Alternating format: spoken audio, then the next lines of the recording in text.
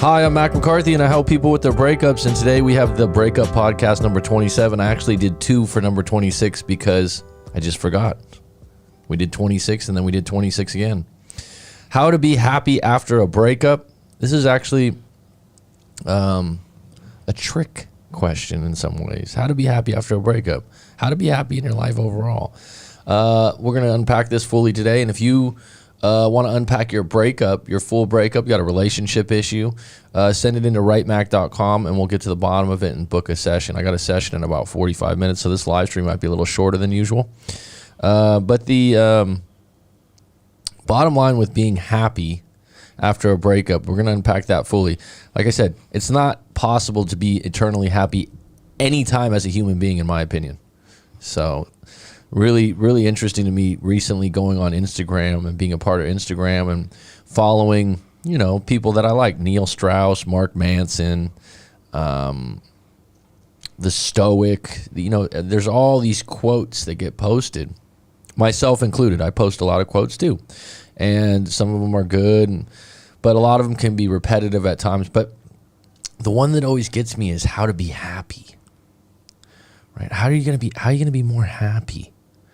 And to me, the tricky thing about that is now being, 39 years old, having a little history in my life, having a little wisdom. Because when I say 39, it doesn't mean you're old. It just means you're seasoned. It means that you got more wisdom. Because when I was 20 years old, I'd be like, oh, how to be more happy. Oh, have more. I would just think of the things that make me happy. And then I would think, oh, if I got to do those things all the time, then I'd be fucking happy. The reality is you're never always going to be happy, dude. You're going to have a bad night's sleep. You're going to have a bad day. Someone's going to run you off the road. Someone's going to upset you.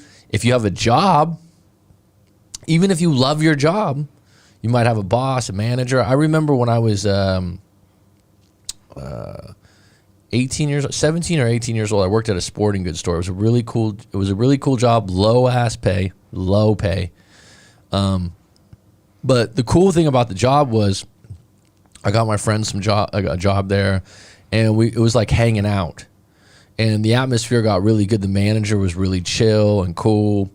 And so one of the reasons I stayed at this job that didn't pay me a lot was that I got to work with my buddies, right? I got like 4 friends jobs, and we would, like, shipments would come in. You had to put shoes on the rack and rollerblades and different things like that.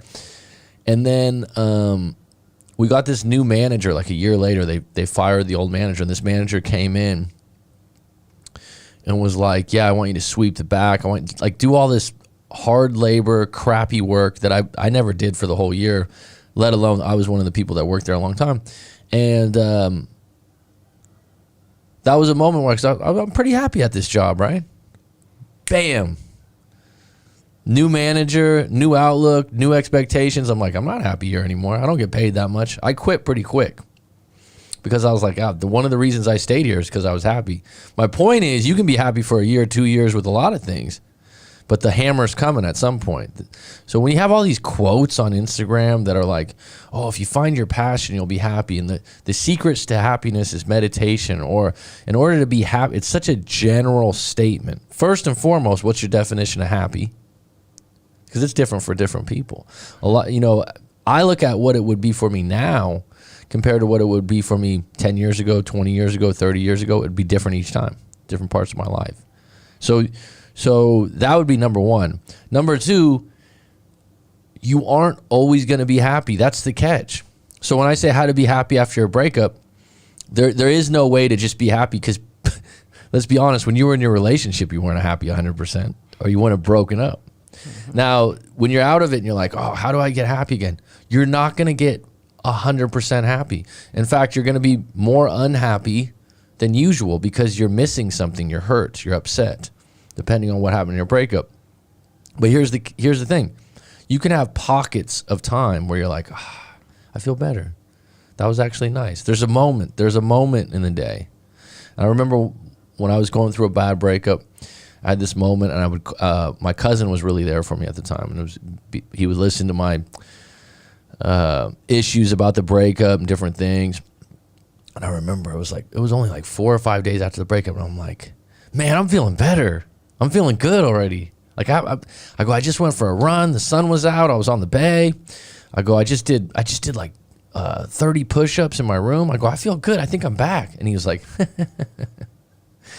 nah, man, that's just the exercise, you know? And I thought to myself for a moment, yeah, man. Oh, you know, like that's why exercise is so important, and sun and getting outside, because you can create pockets of happiness with that alone. Here's the catch. It will wear off, right? So like you're not going to just continue into that oracle of happiness for so long. And so when someone's like, how to be happy after a breakup, it's a bit of a trick question. You can be happy in moments, but actually my advice would be counterintuitive. Can you deal with the sadness without going nuts? Here's a really interesting thing that happens, and it just happened a few days ago. People, Instagram, they'll have my ear because they have a way to send me a personal message. So this is why in the beginning sometimes I wasn't really a big fan of doing that, because then people, instead of emailing you, they just send you messages like we've been talking for years, you know, like, hey Mac, I'm in a breakup. I need help. Okay, go to my website and write out your story. And then they just start throwing, she left me, there's no contact, and you're like, okay, can you please send your story in? Can you please send your story into writemac.com so I know what's going on? And they just continue. Oh, hey, man, I don't have time to do that. You know, I need help right now. I'm hurting. It's killing me is the most dramatic statement, because that's words count, and that's just not true. You're being highly dramatic, right? So that's another one. It's killing me. I need your help right now. Okay, so if you go there, I don't have money right now. Can you help me? So those kind of people, they're extremely desperate. They're selfish, and they're not going to be able to heal because all they're looking for is some kind of quick fix. They're like, well, if this coach Mac McCarthy, let's see what he can do for me, because he's a coach and he does breakups and I've seen him give advice. Maybe you like it, maybe you don't. I find that people like this, they don't even think, hey, man, I like your content. I like the way you handle breakups. I'd like to get some advice from you. They're more like, what can you do for me? What can you do for me? Can you give me something? If you can't give me something, fine. But can you help me? And then they have all these excuses why they can't go to your website or can't pay. And they have all the reasons why the relationship's killing them and they're hurting so bad. And they're caught in this whirlwind of ground zero. And they have this feeling like they can't deal with the unhappiness and sadness of it. And the reality is you got to sit in that shit for a little bit. You got to actually, like, you know, some people medicate with alcohol or drugs or any other kind of vice. And that's a lot of times putting things off. It's like, well, I don't want to deal with this right now. I'll just go get drunk. That's what a lot of people that have alcohol problems are. They're suppressing something in their life that they don't want to face. But where I'm going with this is when people send me messages like that and they go on and on, I'm like, I don't think I can help you. You're way too dramatic, way too desperate and unrealistic, because you somehow feel like I'm gonna just turn this around for you. Because when someone's on an extreme of this is killing me, I'm dying inside, she did this to me, she did that, and they're full of blame and anger and angst. I'm like, extreme feelings like that want extreme changes. Now, someone comes to me, it's like, they send me their story through writemac.com. Even if someone sent me a message, hey, man, I like your content. I like what you have to say. I'd really like to send my story in and get your take. That's someone that's talking reasonable. I'd like to get your take on my situation. It seems like you got a good approach. That's someone I could help out. Now, that person realizes that I'm not going to fucking spin the table and all of a sudden you're going to be magically feeling happy again. No. We can have a good conversation, and I'll tell you this, a lot of the conversations I have during live coaching sessions in a breakup, people smile, they laugh, we get lighthearted, we have some fun, and people be like, nah, I can't believe that. No, we do. We have moments where we're like, all right, you got to laugh about that. And a lot of people say, I'd say 99%, 95% when they get done with the coaching session, no, that felt better. I feel better. That doesn't necessarily mean you're happy, but it's progress, right?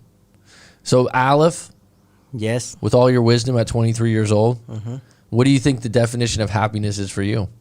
For mine is when I have a goal. After I have a goal, I have the passion to do that, and after that, I no matter what's going on for my life, I can deal with it because I know what I got to do for my goals.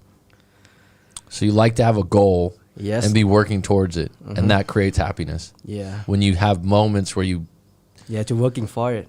working for that goal. Yeah, that's a good one. Yeah. I would agree.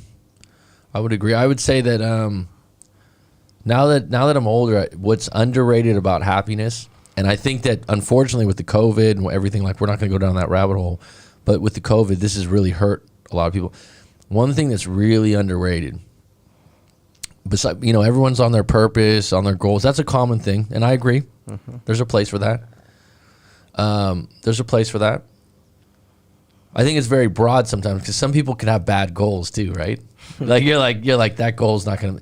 Someone older would be like that goal's not gonna make you happy, right? Yeah. You could see it. I'm not saying that about yours, but here's one that's underrated: camaraderie. I look back at my own life. I've talked about this before. And the happiest times in my life was when I was getting good camaraderie from multiple places. Now, camaraderie, do you know that word, Aleph? No. I think camaraderie would probably be Russian because comrades is Russian. It's like being on a team. So if you've ever been on a sports team, you have camaraderie. You fight together, you play together, you lose together, you win together, but you have each other's back. And you're able to interact with each other in a positive way. And really, it's, family, family would come first. Hopefully your family has great camaraderie and, dare I say, a lot of love. But unfortunately, not every family's like that because shit happens and people get split up and you can't choose who your family is. So sometimes those relationships can be splintered or fractured, broken for a piece of time. So that being said, the human being was made to be social. Even people that aren't social, that are like, oh, I'm an introvert, they still need social interaction. The harshest thing you can do to a human being with solitary confinement, put them in a room, lock the door, and say you can't talk to any people. No one can talk to you. It's pretty harsh, right? I think camaraderie is different than friendship, Azam, and let me clarify that. Camaraderie is more in a group. To me, now someone else go, oh, that's not the definition of camaraderie. I'm just telling you what my definition of camaraderie is. I would say camaraderie to me, like I said, you're part of a team or a job. Sometimes when you work somewhere, like you can work. I've worked places that I didn't get paid a lot, but they had good camaraderie. The people I worked with, I liked them. You know what I'm talking? Alice shaking his head. Yeah, you know what I mean. Like you didn't make $1 million, but you're like, yeah, that was fun, man. That was like we found our group where we belong, that we can fight with each other, fight for each other. Yeah, like and you just hang out and you have fun, you have a good time. They're not your family, but it's like a family. Yeah, it's a part like a team, like a brothers. Yes, and that's real camaraderie. Yep. And camaraderie is a group thing. It's not one-on-one. Friendship is more one-on-one to me. Like if I'm gonna call, like if we're one-on-one, I call you on the phone. I'm like, hey, Al, if you want to go get some beers and go to the beach, or hey, man, I had a bad breakup. Can I talk to you? That's one-on-one. That's not camaraderie. Camaraderie to me is a team thing, a group thing.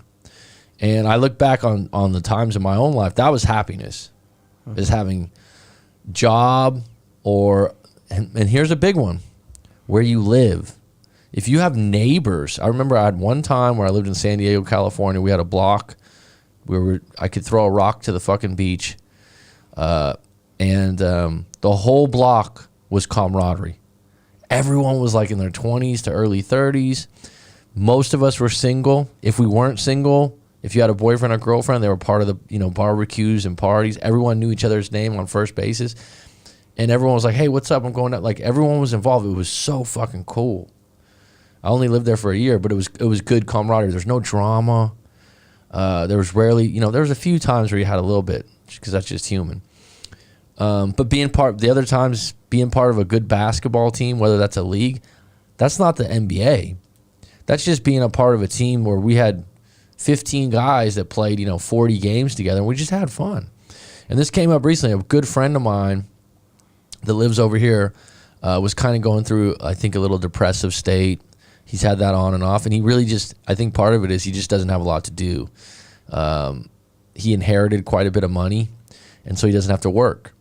And you think, like, we all think that would be ideal, myself included, because I'm like, I'd be generous as fuck, right? Like, I would be a good rich person, right? So, but sometimes it steals away the idea of having a goal or a job or significance or a purpose, because you're like, what do I have to do? I can just grab money, go eat. I can just go to the beach. Al's like, sounds good to me, right? Yeah, I just missed all my friend when you're talking about camaraderie. Yeah, so the camaraderie part, what I'm saying is, you can't. I suppose maybe some people can buy camaraderie. I suppose they could, but I mean, it's kind of it's kind of like, I've had it before where I'm a social person and someone that's rich is like, hey man, let's go out to dinner, and I'm like, yeah, no, I don't want to really. I got plans tonight. Well, I was gonna pay. I don't really care. I'm like, I wasn't planning on going to dinner just because you're paying. You know what I mean? Or there's some kind of person that you kind of just don't want to hang out with for whatever reason. You don't vibe with them, and they're like, well, I was gonna pay. They always bring that up, and it's like, well, you can't. Sorry. Yeah, it's like, that doesn't make me feel like I want to hang out with you more. Mm-hmm. So going back to the happy part, the happy meter is very reflective on that. And the original camaraderie came from, I think, cavemen and hunting groups. Everyone lived in tribes. Mm-hmm. Like Native Americans, I'm a big fan of Native American history. They lived in tribes. They didn't live in a family. They lived with like 200 to 1,000, 1,500 people in camp. Ultra camaraderie, right? Because you're literally like neighbor, neighbor, neighbor, same culture, same religion, same everything. And there's really good studies on how good a life that was, hunters and gatherers. And now we just don't have that. So when people think like, oh, I'm just so unhappy, a lot of times it's this: I don't like my job, or the job's just, it could be your job just is, it's okay. So you're content with it, which is not a bad thing, because as Roller Girl just mentioned in the live stream, I strive towards being content. I'm okay with that. I'm okay with that. But then you got a job for 5-10 years and you're kind of content with it. It's boring. That could lead to some unhappiness, because you want a little bit more of a challenge, a little bit more of a way to move up. And I feel like we get into this thing of like purpose, like the secret sauces of being happy with meditation and exercises, and being on your purpose. Everyone leaves out camaraderie. And so when you're broken up, a lot of times people say, I don't want to be a lot of a big group. I was the same way, as social as I am. But you got to put yourself in a position where you're getting some sort of camaraderie, where you're working with a group or a team through a common goal. And that really, really helps you feel better. It really helps you feel better. And like I said, these ways of getting camaraderie can come from a lot of different ways. But I've just noticed from being on Instagram recently and kind of scrolling through things, there's so many things about being happy. It's such a general statement, because it's just not eternal. There's no eternal. There's no one that's like, oh, and if you meet someone that's fucking happy all the time, everyone doesn't like them. Yeah. You know what I mean? You know what I mean? They're like, this guy's fucking fake. It's not human. He high? Yeah. Is he high? Aloe says. It's like you're like, what the fuck? This guy's that happy? It's like Jim Carrey. You know what I mean? It's like this guy, I'm saying like the Jim Carrey smile is always, right? The big smile. I love Jim Carrey, by the way. But I'm saying that because everyone from the outside's going, yeah, no, there's no one that happy, dude. Come on, just tone it the fuck down, right? Someone might be like, oh, don't be negative, man. It's like, no, because it's not believable. So because without the sour, you can't taste the sweet. Without the sweet, you can't taste the sour. So all these quotes that we have on social media with like, and then you'll be happy, or happiness is found through ... When if you want to, how to be happy after a breakup is to deal with when you're sad and not tell everyone I'm dying inside. It's killing me. You can have a day or a moment like that, but don't make it a week or a month. Catch yourself and go, wait a minute, right? You know what I mean? Like, wait the fuck a minute. I'm going way overboard. Like sometimes people will send me messages. I'm like, that's pretty dramatic, right? Like you got to remember, you're the author of stories you tell everyone about your life, and that's why it's a big one to me when people have an ex. What's up, Alexander? When people have an ex and they go, oh, she was horrible, he was horrible, he did this. That's a reflection of you.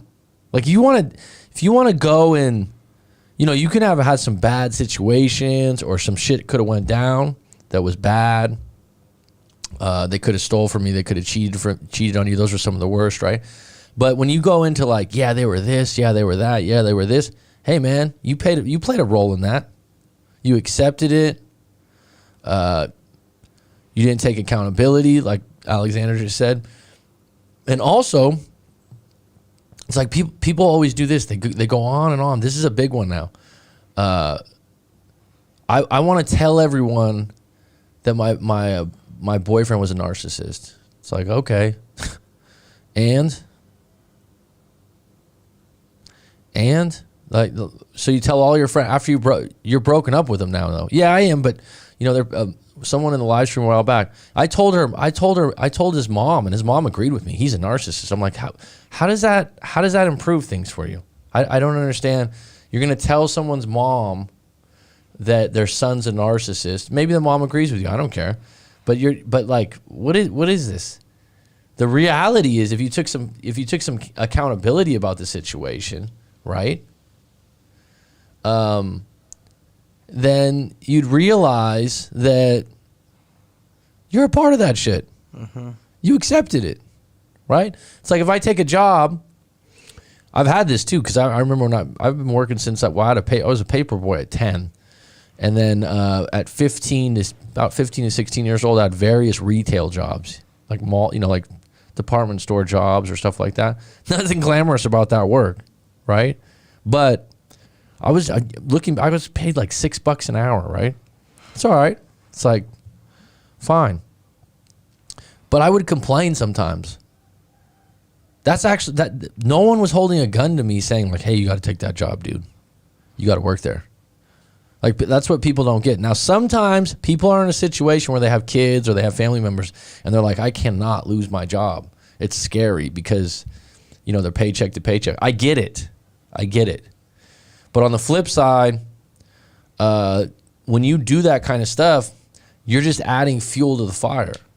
That's why it's really good. We were just talking about recently Rich Dad, Poor Dad, which is a famous book on finances. Obviously, we wouldn't talk about that in Breakups, but I said it's just a great introductory book about business and about money and whatnot. And one of the greatest lessons the guy learned from his quote unquote rich dad was that the dad had him go work at some convenience store. It wasn't a 7-Eleven, but it was like a mini mart in Hawaii. And he was a kid. He was only like 8, 9, or 10 years old. I don't know the exact age. And the dad's like, I'll pay you a dime, which this is 40 years ago. Dime's like 10 cents. So it's like nothing, right? So then he quickly realized, he was like, yeah, man, I couldn't go play, I think he said softball, not baseball. But he's like, I couldn't play baseball with my friends because I had to work. I couldn't go do this because I had to work. And he was young. And so the guy was like, do you want to learn how to be rich? Right? So he got to a point where he was like complaining, like, hey, you only pay me 10 cents an hour. I can't believe you do this to me. And then the rich dad was like, yeah, this is what all the employees say that have worked for me for years. See the lesson, Aleph? Mm-hmm. You see. So at a young age, he's telling him, yep, it sucks. Yep. Yeah, the pay's low. Yeah, the job sucks. Keep doing it. Because he's teaching him to not want to get stuck in that situation, right? And that's the same situation when people come to me out of a breakup. And that's why you got to write your story out. Because you go into it and you're like, They did this to me. They did that to me. They did this to me. It's like I just had this Indian guy on a couple of days ago. I don't know if you guys saw the live stream. Aleph rolling his head. And she blamed me. I blamed her. She did this. I blamed her. It's like, wait a minute, dude. What? You want to be in a relationship like that? First of all, blame. There's some times to blame some people, right? Someone steals your money. You might go, hey, man, I can't believe this person stole my money. You can blame someone. You can be upset with them. Don't make it a narrative. Don't make it the whole story. Because then you got to circle back and go, you know what? I'm never going to leave money out in front of that person again. Or I'm never going to leave my wallet out at the restaurant. Like, there's always a way to find out what you did wrong. Not beat yourself up for it, but learn from it and go, I'm not going to do that again. And so many people do this out of breakups. They go, oh, she did this, he did this, she did this. And they spend like a year, 6 months.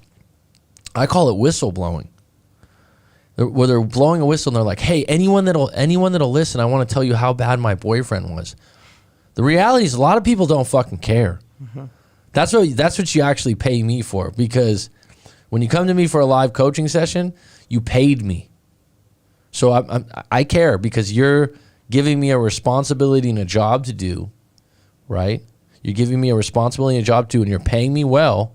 So I'm going to listen intently and I'm going to care. Unfortunately, someone's like, oh, you shouldn't have to pay someone to care. Hey, this is the real world, right? Someone comes to me and they don't have any money, I'll help them sometimes, but it's not as valuable to them. Not nearly as valuable as if you pay, right? Because you're like, oh, this guy's going to listen to me for 2 hours. A lot of your friends, this is what's crazy, man. A lot of your friends and family don't care as much as you think. They might make a comment. They might go, Aleph, your girlfriend, I never fucking liked her. And you're like, God, that's the love of my life. I almost married her. And you say, you know, she was a good one. She was just, and I'm your good buddy. And you're like, yeah, I always thought she was a hoe. Right? And Aleph's like, what? What? Do you really think she was like, yeah, man, she was playing you for years. I saw her out at the bars. I've seen her this. Really? All this stuff. And then later on that night, you think, Max, maybe Max. Mac doesn't, you know, if I was talking like that, just like a buddy, it doesn't mean I think about it as much as you do, because that girl doesn't mean shit to me. That's your girlfriend. That just doesn't mean that much to me. If you get someone like myself or another breakup coach or a therapist that's trained in helping people, has some experience, someone you respect, they're not going to talk to you that way. They're going to be objective. They're going to listen to your story. They're going to give you some insight. They're going to give you your take. If you go in and you're talking to your buddy's just like, dude, let's just go get some beers and shut up, okay? Like, can we just have fun? I had a long week too. Or there's competitive victimhood, which is the worst, Aleph. You go, man, I just lost my job. Well, I lost my job 2 months ago. I have it worse. And I owe money to the IRS. And I do this. And you're just like, okay. That's even worse. At the end of the day, you got to be accountable and responsible for everything you do in your life. That's the only way you're going to get through it. And you got to be responsible for the times that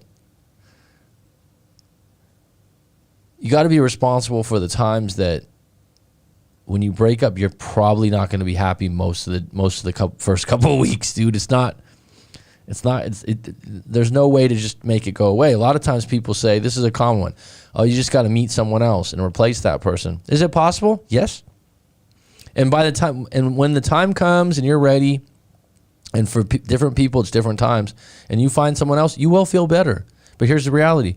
That person still could be short-term, long-term, and they still won't be with you forever. So you'll be going through this again. But going through the sadness is what's going to make you have the ability to be happier for a longer period of time.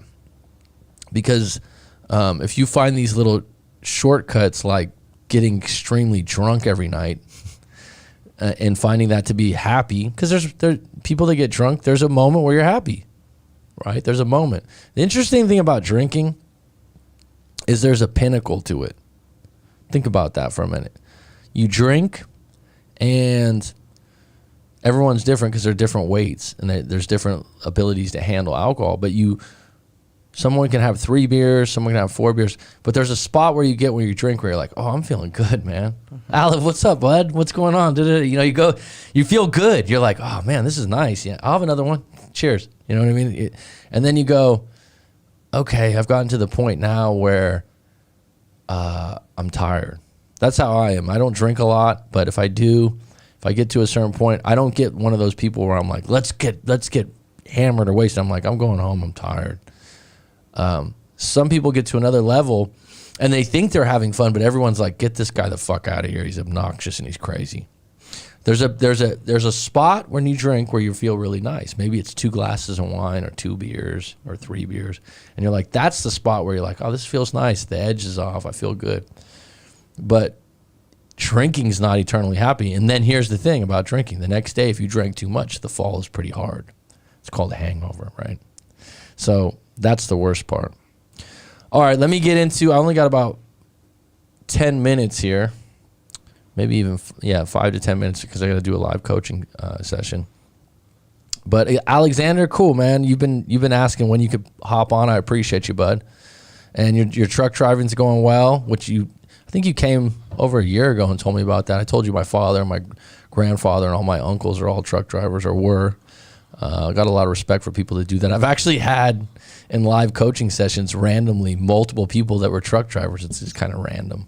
Kind of a random thing. So the summary is how to be happy after breakup is just don't focus on it, right?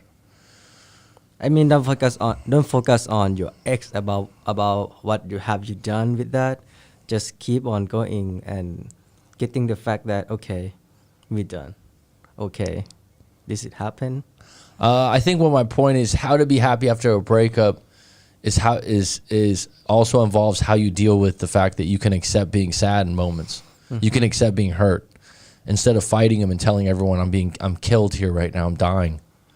Right? It's like if you hit me up, Aleph, we're obviously close, right? And you're like, dude, I just broke up. I need to talk to you. Obviously, I help people with breakups, so it's different. So I would be different than most of your friends, right? But you're still gonna. There's no way for you just to be fucking happy. Like you're gonna have to be in pain for a little bit, right? It's like I can tell you, hey man, make sure you're exercising, but you're gonna have to be like, listen to some, and how you deal with that is different, right? Maybe it's sad songs. For me, it was going on jogs or runs by myself with music. And then going to library. This sounds weird because libraries were really quiet, and I wanted to be in quiet. I read some self-improvement books. I read some attraction books. That helped me. But I would have a moment out of the bad breakup that I had where I was like, fuck, it just fucking hurts. And so instead of you trying to, how do I be happy? How do I be happy? How about this? How do I accept just being sad because you've been sad before. And you got to tell yourself, I'm going to come out of this. I'm going to get better from this. That's the voice. Not, I'm going to be happy again. That's a little fake, right? Like, if you're I'm so sad, we were together 5 years, I wanted to marry this woman, it's really hard to just do something and be happy. I think that it's almost like when they say to start a new habit, they tell you to start small. If you want to do push-ups every day, do 2 push-ups every day. Don't try to do 20 because then you'll quit, right? It's the same thing with the breakup. It's like when you're sad and you're upset, just take it in that one day like, hey, I'm going to feel better. I'm going to do better. I'm going to get better. I'm going to do better. I'm going to feel better. I'm going to get better. I'm going to get over this. I'm going to deal with this. That's going to lead you to a more authentic happiness out of it. The little short spurts of happiness are going to come from camaraderie. They're going to come from working on your goals, as you said, which was a good point. They're going to come from maybe having a good meal with your friends, and they're going to come from exercise and different things. But the reality is, here's the thing. In 24 hours in a day, who's fucking happy 24 hours in a day?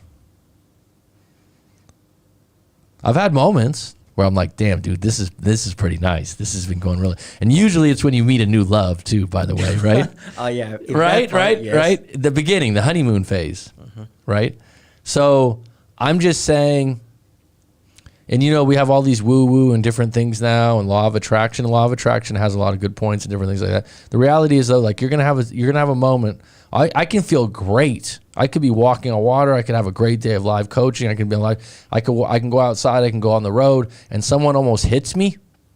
It's pretty hard to go, hey man, almost killed me. Thanks. Cheers.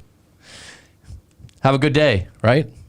That would be like Jim Carrey in some of his movies, right? It's just, I'm just giving you an example of traffic because it's something that we can't control sometimes. And it can upset us because the stakes are so high if someone hits us, right? Like, it's not easy to go, oh, hey, man, that was close. You almost took my legs out, put me in a wheelchair, but that's okay. Thanks. Cheers. Have a good day. Those are the things that you just have to, like I said, when this comes up about this happiness, kind of makes me cringe sometimes. 'Cause I'm like, happiness is an evolving thing that goes up and down. Here's the secret sauce. You can have more frequent moments of happiness if you're just positive. If you just consistently make an effort to reframe stories in a way that's positive, not happy. For example, if you almost get hit, you go, fuck, man, that was close. Yeah. You know, Father, Son, Holy Spirit, as my grandmother used to do.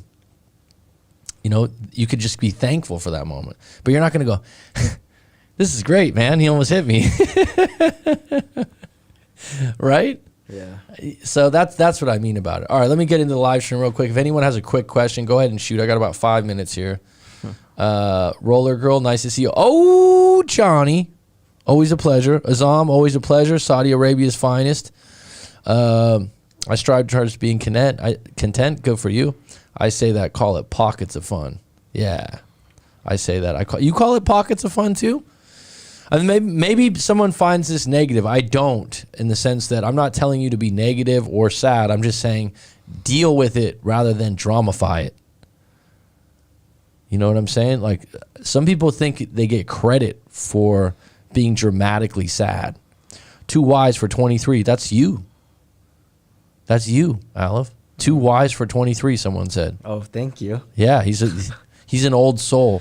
Well, the thing I could say. He loves it. Thank you. Who said that again? Azam said, too wise for 23. Yeah, thank you, Mr. Assam.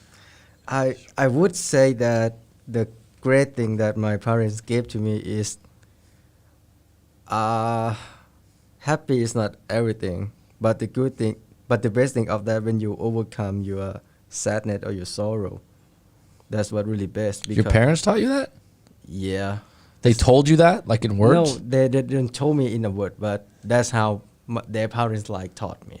That's a good thing, man. Yes, so that's why I would like to focus on my sister to be happy, to look them in a good way.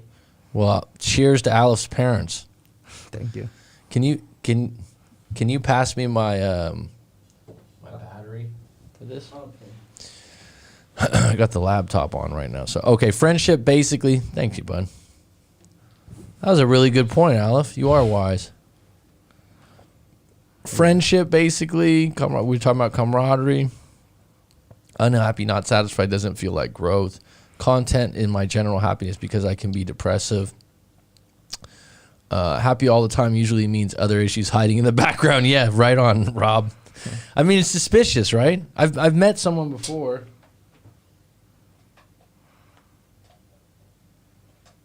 Too wise. I've met someone before that always has this. I like a good smile. I like to smile myself. Right? But there it goes. Power's in there. But the reality is someone that always has a grin on their face, it's usually plastic surgery. That's the fucking funny. This person I know, I was like, what's wrong with this guy? He's always like this. Hey man, what's going on? Yeah. And you're just kind of like, do you have another expression? It looks like it's just like Jim Carrey meets John Wayne or something. The guy's always like this. And then I looked harder and I'm like, this guy's got some fucking surgery done. He's just took out all the wrinkles, and he's in his late 40s. And you think to yourself, you don't like wrinkles, but wrinkles are kind of like what makes your have more mature. Like a real smile, right? Yep. In your age. It's not, you look in the mirror, so I'm like, fuck, I got some crow's feet here. But the reality is that's authentic. He seems fake true. Robin Williams saying, we have a proverb that says, don't tell people about your wounds. The wound only hurts the wounded. Ooh, Azam, that's deep. Is that, when you say we have, you mean Saudi Arabians do? Don't tell people about your wounds. The wound only hurts the wounded. That's actually a good point. I would say that it definitely only hurts you at the level it hurts you because you only see it in that way, right? So yeah, some people can just seem insensitive, but they just don't know what it is. Facts, take accountability. I have nothing bad to say about any of my exes. That's maturity. She's now free of blame. Nothing wrong with her. To deflect things onto them to make it seem like they're the issue, you're not. Exactly my point. And that's why you got to unpack your breakup. I don't put people in a situation where I'm like, the other person didn't do anything wrong. And there is a time to air that out to feel better. You have a day of that. You might have a few days of that. You don't want to make that the theme song after a breakup. That, you know, they did this to me, they did that to me. Okay, you're out of the relationship now. Yeah, but everyone needs to know how bad they are. How was waiting for him to be fed up? You get what you pay for. That's the exact truth. Man, when I was in remember when I was in real estate, the amount of people that would do construction work and get the cheapest person and then complain later on. It's like, get what you pay for, man. It's hard as fuck to move past a breakup as a truck driver. Really? Because you're on the road so long? Repeat that about Al? I don't know what you meant. Aleph? Yes. I don't know. She said repeat that about you. I don't know what that was involved about. Addiction issues, drugs, give all the time, smile too. Transference. If you would like me to repeat, I will. I don't know what she was asking you to repeat, though. Maybe it's the summary what I said about the parents. Ah. Yes. Speaking to the mic. Okay. Dramatic. Good. What? Happy is not everything, but when you have the sorrow or sadness and you can overcome that, it's, I don't know how to say, but sometimes you just need to be fall and learn how to raise up again. Okay. Yeah.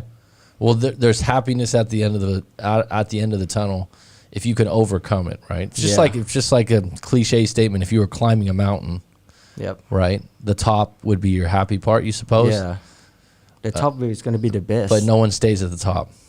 It's not everyone gonna stay at the top. I don't think anyone does, really. I think people that stay at the top get tired of the top. It's not everyone that what they said. Yeah, unless you got a team coming with you, right? It's like Castaway with Tom Hanks. Beautiful island, right? But you're alone. Yeah.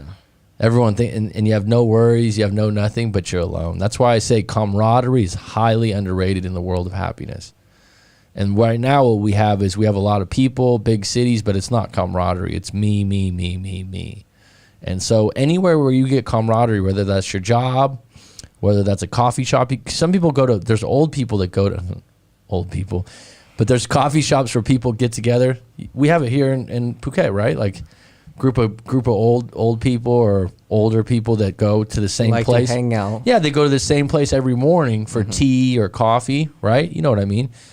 And they're going there not for, like, they wouldn't go, oh my God, the tea and coffee is so great here. It's the camaraderie. It's that the 5 other people that show up to that place are their friends. And that's really important in life, man. It's really, really important in life. And you can get that from a variety of ways. But I would say, in my own experience, that is one of the secret sauces that's not mentioned past meditation, exercise, being on your purpose, which are important things.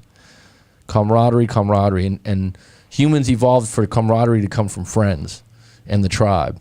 And now we've kind of lost that in a lot of societies and cultures. So we gotta find ways to build that. And hopefully we're building that on this live stream, right?